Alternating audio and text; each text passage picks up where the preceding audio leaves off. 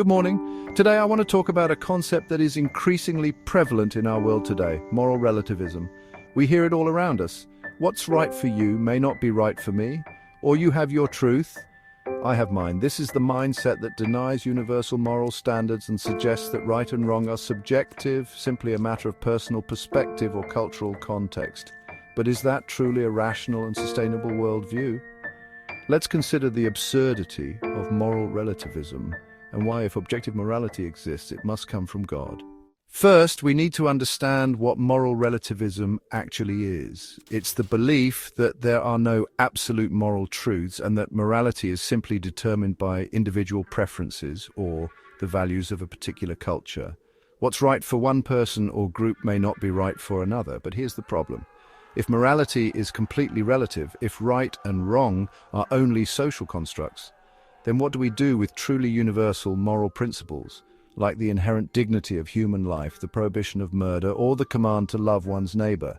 In 2016, philosopher Thomas Nagel, an atheist and moral realist, wrote in his book Mind and Cosmos that moral relativism leads to a serious logical contradiction.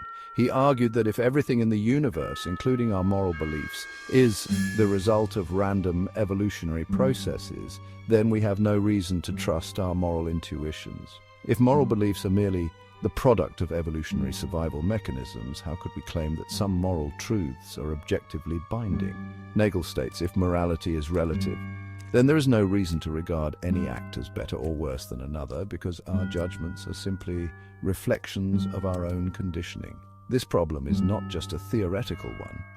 Moral relativism becomes absurd when we face real-world atrocities. For example, in the context of the Holocaust, can we really say that the mass murder of millions was simply a matter of cultural disagreement? Could we genuinely say that the actions of Hitler's regime were morally equivalent to the actions of those who fought to stop him? If moral relativism holds, there's no universal standard to judge these actions as wrong. We all have a sense of right and wrong, a moral compass.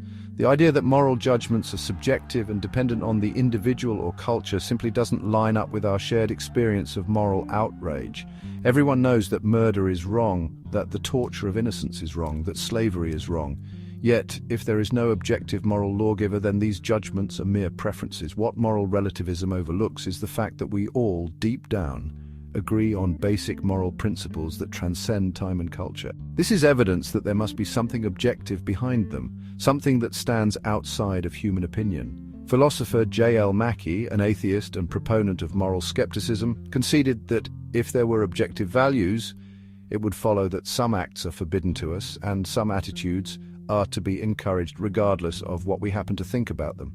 Mackie's work, however, also acknowledged the deep discomfort and inconsistency in rejecting these objective moral truths.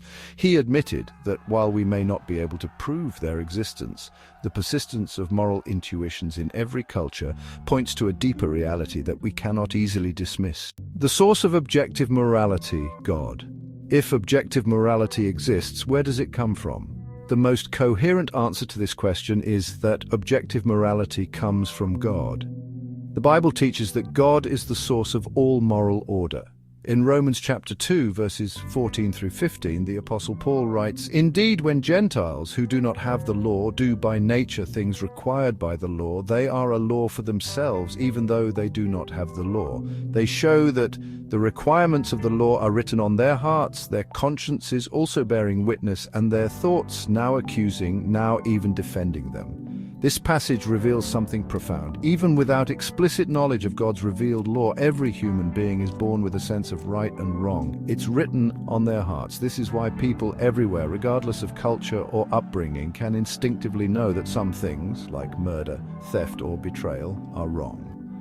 This moral law is not a product of human invention. It is the imprint of a divine moral lawgiver. C.S. Lewis, in Mere Christianity, further elaborates on this idea. He writes that the existence of a universal moral law points to a moral lawgiver. Human beings all over the earth have this curious idea that they ought to behave in a certain way and cannot really get rid of it. This law or rule about right and wrong, about good and evil, must have been laid down by some power, and that power must be a different kind of power from the mind of man. This law that Lewis speaks of, which transcends cultures and time periods, is a reflection of God's nature.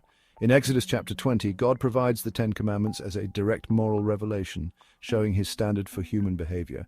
These commands are not arbitrary, they reflect God's own holy nature and his love for humanity. Intrinsic value of human life written on our hearts. One of the clearest expressions of God's moral law is the intrinsic value he places on human life.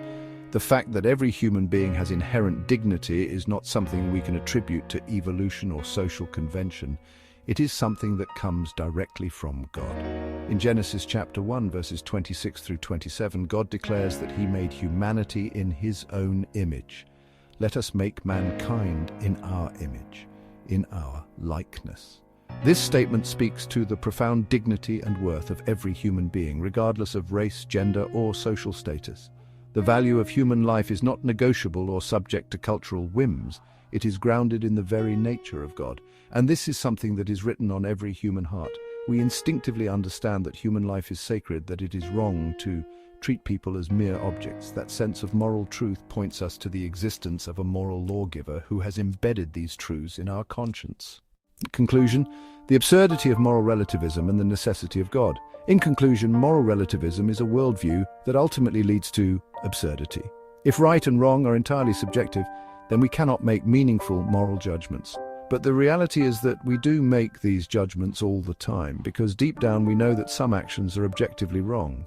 This universal moral sense points to an objective source of morality, which we understand as God. The God of the Bible is the foundation for objective morality. He has written his moral law on our hearts, and through his word, he has made clear his will for how we should live. The intrinsic value of human life, the call to love our neighbor, the prohibition of evil, all of these come from the Creator who made us in his image.